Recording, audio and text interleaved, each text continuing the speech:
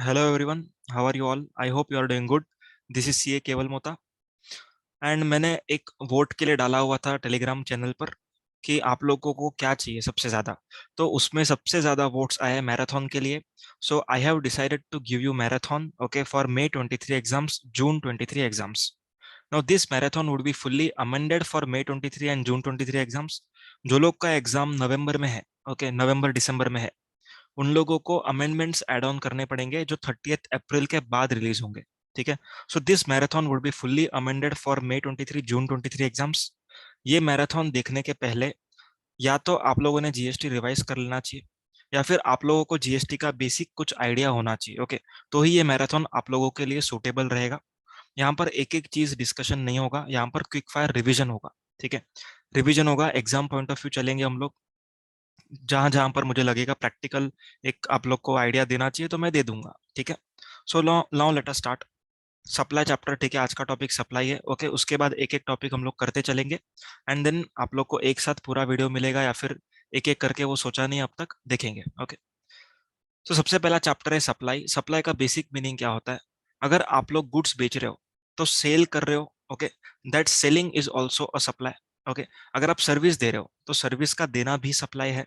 तो सप्लाई मतलब taxable event, ऐसा इवेंट जिसके होने से जीएसटी का लायबिलिटी अराइज हो सकता है, उसको हम लोग कहेंगे supply. Section number 7, section number 8, ये दोनों सेक्शंस जो होते हैं सीजीएसटी एक्ट के, सप्लाई का चैप्टर इसके अंदर लिखा हुआ है। Okay, as per section number 7, supply includes various forms of supply of goods और सर्विसेज। ठीक है, सप्लाई का मतलब क्या है? Inclusive definition. Okay, supply includes various forms of supply. Okay, supply of goods और सर्विसेज। गुड्स का मतलब any kind of movable property को हम लोग गुड्स बोलेंगे। गुड्स में मनी एंड सिक्योरिटीज नहीं आएगा। ठीक है, मनी एंड सिक्योरिटीज नहीं आएगा। क्या क्या आएगा? Movable property, actionable claims, okay, उसके बाद growing crops, grass and things attach to earth which are severed before contract of supply. Okay, goods का डेफिनेशन क्लियर। उसके बाद हम लोग पढ़ेंगे सर्विस का डेफिनेशन। सर्विस मतलब anything other than goods. Okay, जो भी चीज गुड्स नहीं है वो सब क्या हो जाएंगी? सर्विस हो जाएंगी। Money and security is neither goods nor supply of service. ठीक है, सर्विस भी नहीं है, गुड्स भी नहीं। तो सप्लाई का डेफिनेशन हम लोग पढ़ रहे थे। Supply includes various forms of supply of goods और services such as sale, transfer, barter, exchange, lease, rental, disposal. Okay, तो ये सारा कुछ सप्लाई का फॉर्म्स है।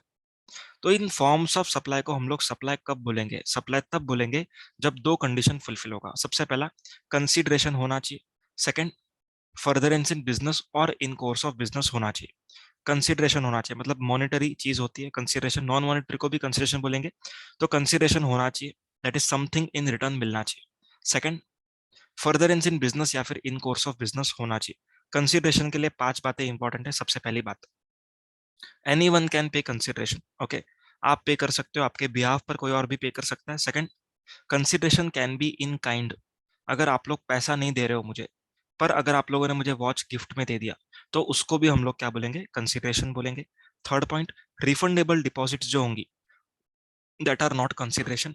लेकिन अगर हमने उस रिफंडेबल डिपॉजिट को यूज किया, ओके, यूज किया मतलब एडजस्ट किया against the supply, then it will be treated as consideration. Fourth, forbearance of an act, मतलब कुछ नहीं करने के लिए अगर आपको पैसा मिल रहा है, उसको भी कंसिडरेशन बोलेंगे। Fifth, subsidies received from CGSG would not be called as consideration. Okay, तो कंसिडरेशन होना चाहिए सीखा, फर्दरेंस इन बिजनेस सीखा।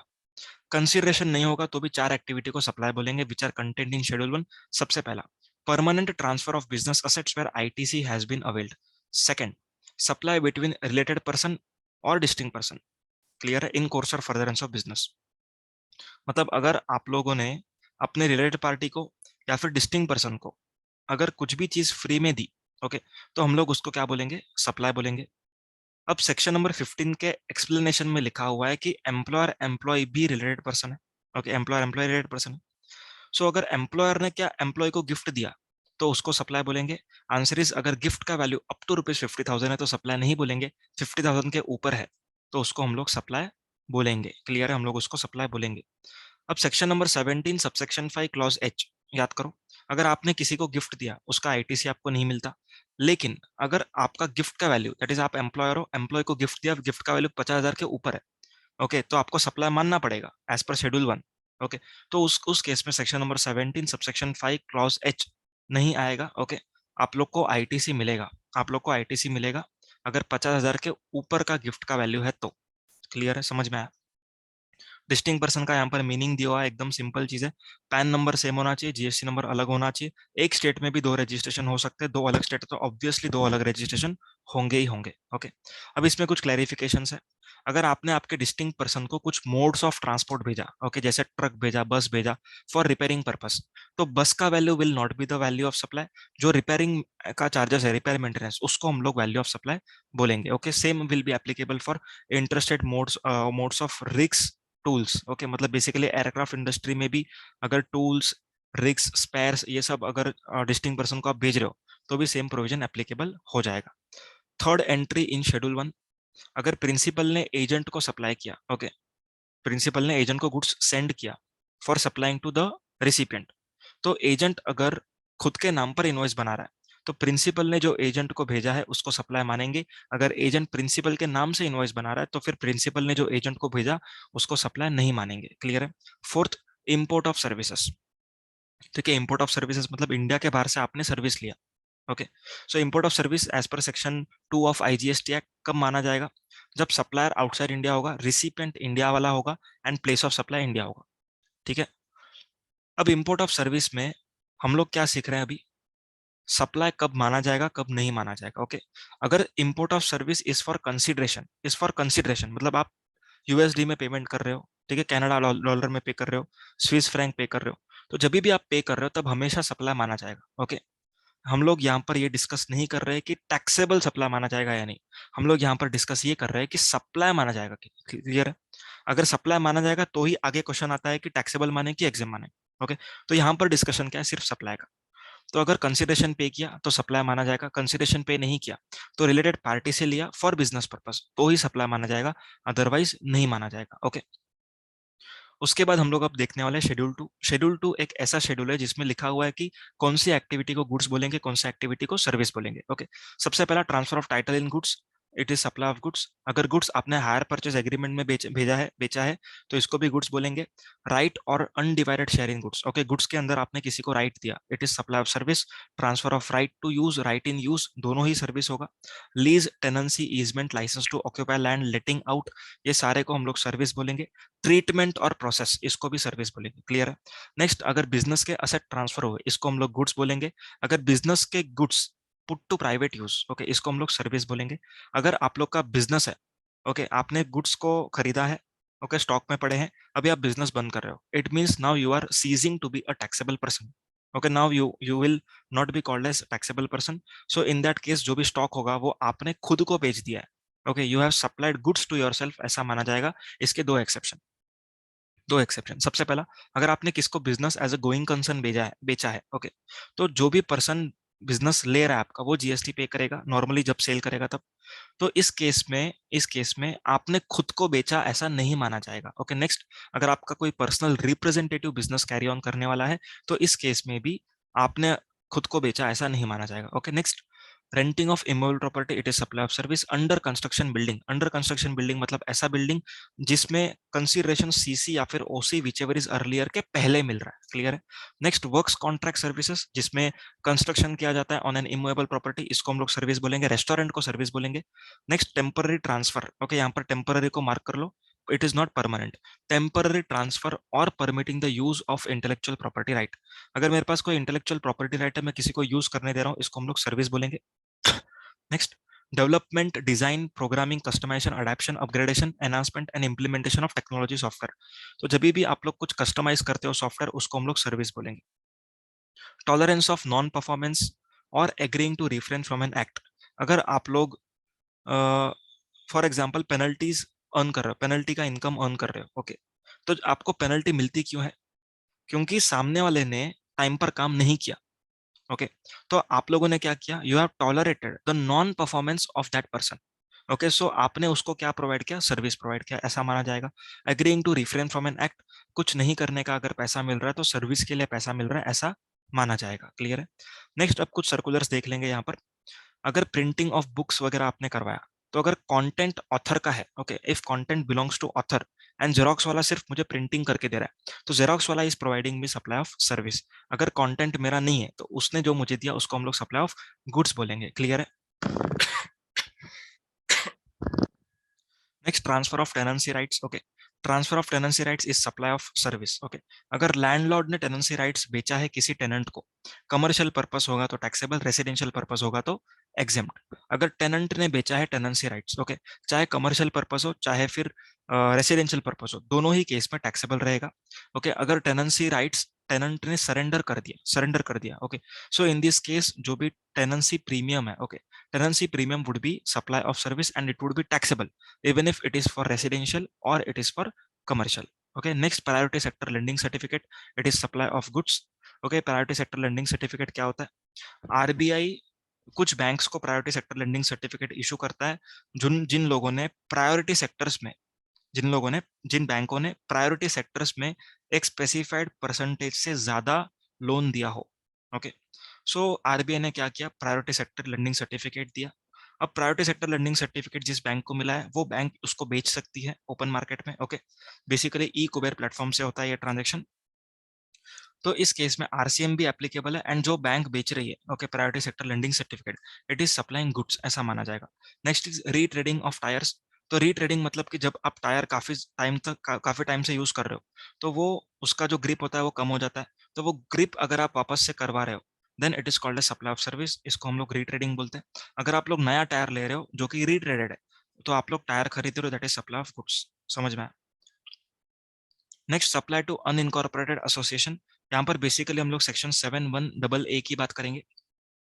अगर एसोसिएशन है, ओके, तो एसोसिएशन एंड इट्स मेंबर्स, तो अगर मेंबर्स ने फॉर एग्जांपल कुछ सप्लाई किया है, ओके, कुछ फॉर एग्जांपल एसोसिएशन ने कुछ सप्लाई किया है टू मेंबर्स, तो उसको भी हम लोग सप्लाई मानेंगे। ओके, यहाँ पर डॉक्ट्रिन ऑफ म्यूचुअलिटी भले है कि खुद ही मेंबर्स हैं, हमने ही एसोसिएशन फॉर्म किया, ओके, हमने ही एसोसिएशन फॉर्म किया एंड एसोसिएशन हमको सर्विस दे रहा है, तो खुद ही खुद को अगर सर्विस दे रहे हो तो भी इसको सप्लाई माना जाएगा एज पर सेक्शन 7(1)(a).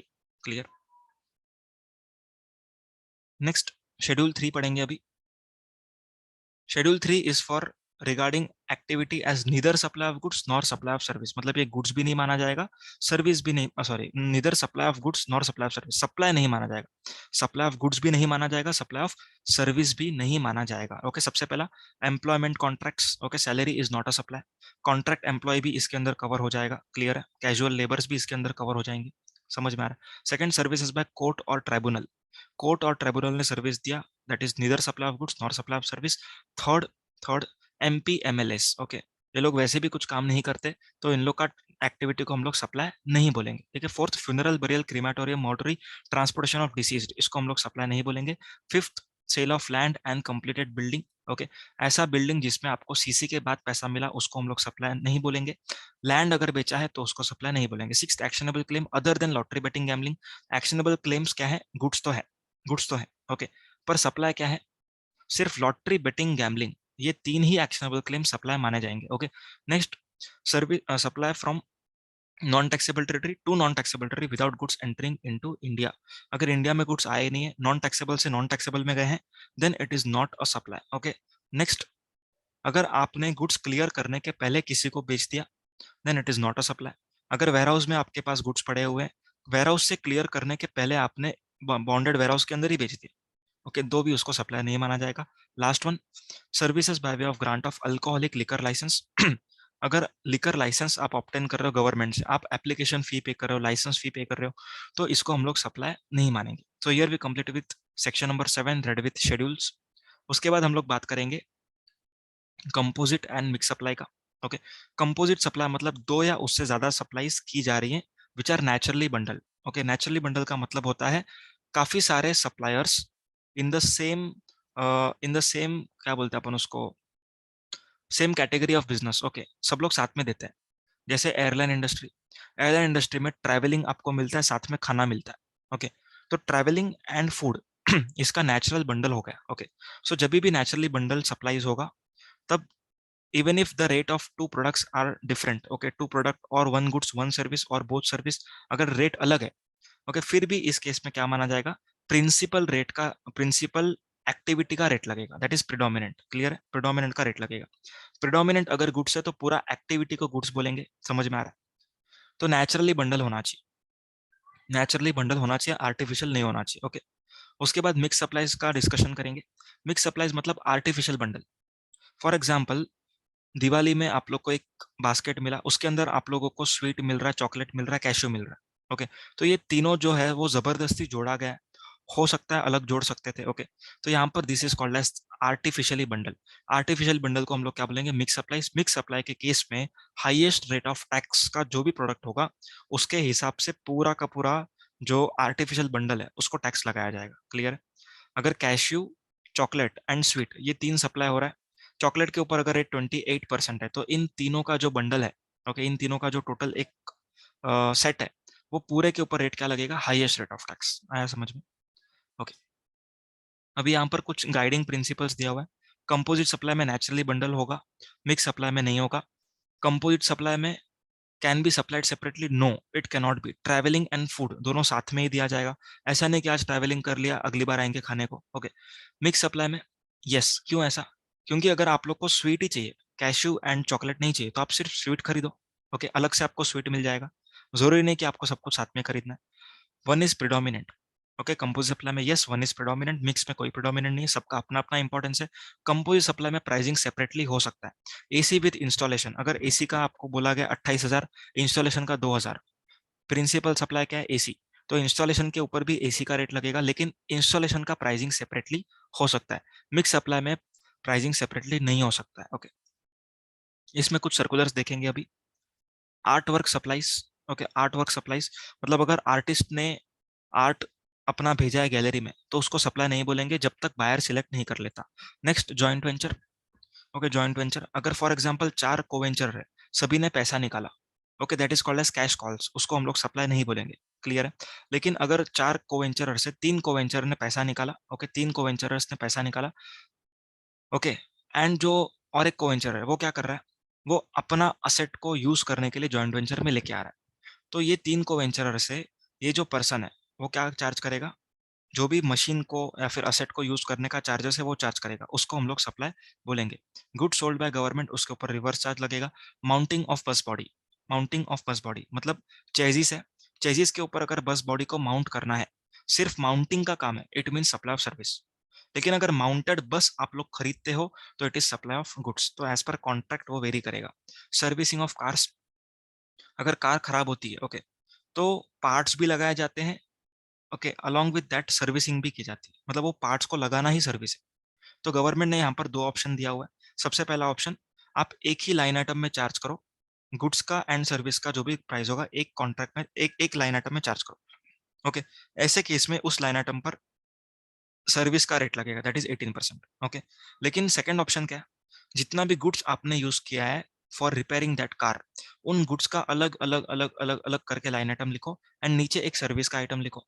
तो गुड्स के ऊपर गुड्स का रेट लिखो, सर्विस के ऊपर 18% सर्विस का रेट लिखो। उस तरीके से भी बिलिंग की जा सकती है। Okay, sixth and seventh point are the part of amendment. Okay, services by employ to employer in course or in relation to his employment will not be considered as supply of goods or service, hence GST is not applicable। यहाँ पर perquisite की बात की गई।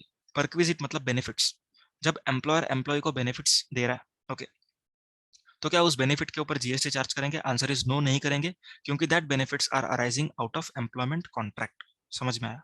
Clear? Next एक यहाँ पर circular है। अगर जो एंकर्स है, ओके, जो शो में एंकर होते हैं मालूम, तो एंकर अगर कुछ चार्ज कर रहा है शो, दैट इज चैनल को, तो उसको हम लोग सप्लाई ऑफ सर्विस बोलेंगे। उतना ही लिखा हुआ है बस। ओके, 20 लाख के ऊपर अगर एंकर को पैसा मिल रहा है तो जीएसटी पे करना पड़ेगा, अदरवाइज पे नहीं करना है। 10 lakhs would be applicable in case of NMMT, Nagaland, Manipur, Mizoram, Tripura. Okay, cost petroleum, ठीक है, ये कॉस्ट पेट्रोलियम का जो कंसेप्ट है वो आप लोग को एग्जेम्पशन के साथ बताया जाएगा। Okay, next, clarification in respect of displaying name in the charitable institution. अगर चैरिटेबल इंस्टीट्यूशन ने आप लोग का नाम लगा, आपका नाम का एक फ्रेम लगाया, ओके, उस फ्रेम के नीचे सिर्फ लिखा है in the memory of XYZ, okay, तो यहाँ पर कोई पर्पस आपका कमर्शियल गेन का नहीं है। Okay, there is it is a philanthropic purpose, मतलब नो कमर्शियल गेन। तो नॉन कमर्शियल गेन का अगर आपका पर्पस है, ओके, एंड आपने अगर डोनेट किया है चैरिटेबल एंटिटी को, तो चैरिटेबल एंटिटी को उसके ऊपर जीएसटी पे नहीं करना है, क्योंकि योर पर्पस वाज फिलांथ्रोपिक। ओके, लेकिन अगर आपने फ्रेम बनवाई एंड फ्रेम के नीचे पब्लिसिटी किया, IDT by CA केवल मता, www.cakevalmata.com, IDT by CA केवल मता, टेलीग्राम चैनल, CA केवल मता YouTube channel, this many subscriber, and charitable entity में बोर्ड लगाया एंड मैंने पैसा दिया चैरिटेबल एंटिटी को, ये लो 50,000 रुपये। तो यहाँ पर जो मैं पैसा चैरिटेबल एंटिटी को दे रहा हूँ, उस पैसे पर चैरिटेबल एंटिटी को जीएसटी पे करना पड़ेगा। क्लियर है? क्योंकि यहाँ पर purpose was not philanthropic, it was commercial gain. Okay, next additional और पेनल इंटरेस्ट। अब यहाँ पर एक चीज समझना, अगर आप लोगों ने लोन लिया है, ओके, पैसा लिया है, पैसा लोन पे लिया हुआ है, ओके, उस पैसे से आपने अगर मोबाइल खरीदा, ओके, मोबाइल खरीदा, अभी आप उस पैसे का जो मतलब लोन लिया हुआ है, उसका ईएमआई आप लेट पे कर रहे हो, तो जो लेट पेमेंट का चार्जेस होगा, क्या उसके ऊपर जीएसटी लगेगा? आंसर इज नो, नहीं लगेगा, क्योंकि आपने लोन पर पैसा लिया था। क्लियर है? एंड पैसा is not goods not service. Clear है? निदर गुड्स नॉट नॉट सर्विस। लेकिन अगर आपने मोबाइल को लोन पर लिया, मोबाइल को लोन पर लिया एंड ईएमआई लेट पे किया, ओके, तो यहाँ पर जो आपका अंडरलाइंग सप्लाई है, वो पैसा नहीं है, वो मोबाइल है। तो यहाँ पर मोबाइल का ईएमआई लेट पेमेंट करने पर जो भी ईएमआई का लेट पेमेंट चार्जेस होगा, उसके ऊपर जीएसटी लगेगा, because underlying is your mobile. Okay, goods है वो। अभी ये डायरेक्टर का सर्विसेज है, ये अपन चार्ज ऑफ जीएसटी में देखेंगे। Okay, next last point, liquidated damages, ये भी अमेंडमेंट है। अब लिक्विड डैमेजेस के ऊपर अमेंडमेंट क्या है, बेसिकली क्लैरिफिकेशन क्या है। अगर ए ने बी को बोला कि मैं 10 दिन में आपको काम करके दूंगा, ओके, अगर नहीं किया तो पेनल्टी दूंगा, तो काम हुआ एग्जाम्पल 12 दिन में, ओके, तो 2 दिन एक्स्ट्रा किया काम, तो उसका पेनल्टी सप्लायर को देना पड़ा रिसिपिएंट को। ओके, तो यहाँ पर गवर्नमेंट बोल रही है जो पेनल्टी का अमाउंट है, क्या उसके ऊपर जीएसटी आएगा? आंसर इज नो, नहीं आएगा। क्यों? क्योंकि काम टाइम पर होना चाहिए, वो आपका इंटेंशन था। आपका इंटेंशन ये नहीं था कि पेनल्टी से हम इनकम अर्न करें। क्लियर है? जो लिक्विड डैमेजेस पेनल्टी का क्लॉज रखा गया है, क्यों रखा गया है? ताकि काम टाइम पर हो। ओके, खाली काम टाइम पर होने के लिए, आपका ये इंटेंशन नहीं था। समझ में? तो जो पैसे का आपने व्यवहार किया for penalty amount, it will not be supply if work is done but not in stipulated time period. तो इसमें जीएसटी नहीं लगेगा, उसको सप्लाई नहीं मानेंगे। क्लियर है? लेकिन लेकिन अगर आपने आईआरसीटीसी से टिकट बुक किया, ओके, टिकट बुक किया, अब टिकट आपने बुक किया है for for your travelling purpose, for example Sunday को ट्रैवलिंग करना, अगर आप नहीं किए तो कैंसिलेशन चार्ज लगेगा। ओके, तो क्या उस कैंसिलेशन चार्ज के ऊपर जीएसटी आएगा? आंसर इज यस, आएगा। क्यों? क्योंकि यहाँ पर काम ही नहीं हुआ। फर्स्ट वाले केस में क्या था? काम हुआ लेकिन टाइम पर नहीं हुआ, इस केस में जीएसटी नहीं आएगा। लेकिन सेकंड में क्या होगा? काम करने के लिए काम होना चाहिए, ठीक है, ट्रैवलिंग होना चाहिए, इसलिए पेनल्टी का क्लॉज डाला है। तो यहाँ पर काम ही नहीं हुआ, इसलिए यहाँ पर इस कैंसिलेशन चार्ज के ऊपर जीएसटी आएगा। क्लियर है point? Next is cheque dishonour. Okay, cheque dishonour, अगर फॉर एग्जाम्पल आपने सप्लाई ऑफ गुड्स किया, ओके, सामने वाले ने आपको चेक दिया, चेक बाउंस हो गया, चेक बाउंस होगा तो आपका बैंक आपसे 200-300 रुपया चार्ज करता है। वही रुपया आप किससे चार्ज करोगे? आपके रिसिपिएंट से, कि भाई तेरा चेक बाउंस हुआ, ओके, 200-300 रुपया दे। तो यहाँ पर उस 200-300 रुपये के ऊपर जीएसटी आएगा कि नहीं आएगा? आंसर इज नो, नहीं आएगा। क्लियर? क्यों नहीं आएगा? क्योंकि आपका मेन पर्पस क्या था? गुड्स को सेल करना, जो कि ऑलरेडी हो चुका है। चेक डिसऑनर होने से इनकम कमाना, ये आपका इंटेंशन नहीं था। क्लियर है? तो चेक डिसऑनर के ऊपर जीएसटी नहीं आएगा। नेक्स्ट, नोटिस पे रिकवरी, उसके ऊपर जीएसटी नहीं आएगा।